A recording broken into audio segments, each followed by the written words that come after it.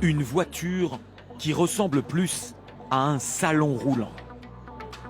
Une autre dont la carrosserie change de couleur au gré du désir du jour ou de son environnement. Au Salon des technologies de Las Vegas, plus grand salon d'exposition de la planète, se décline tout ce qui roule, vole ou flottera dans notre avenir, sans doute. De fait, beaucoup d'innovations trouveront rapidement des débouchés dans l'industrie et les Français ne sont pas en reste, comme avec ce capot automobile solaire du CEA qui pourra alimenter en partie la voiture. C'est un capot qui est capable de produire de l'électricité en utilisant des cellules silicium haut rendement. Il est complètement conformable en 3 dimensions. On peut complètement le coloriser comme on veut. Le défi du futur, c'est surtout d'avoir des véhicules industriels plus autonomes et plus verts.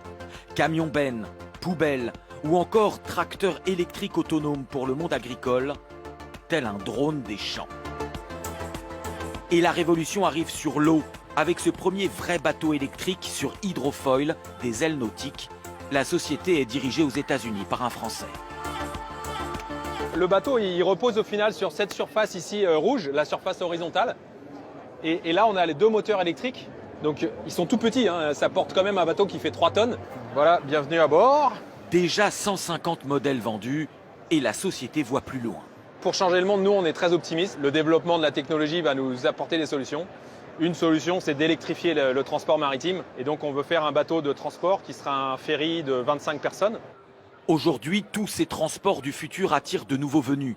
Le groupe Sony, plus connu pour ses produits électroniques et ses studios de cinéma, se lance à son tour dans l'automobile.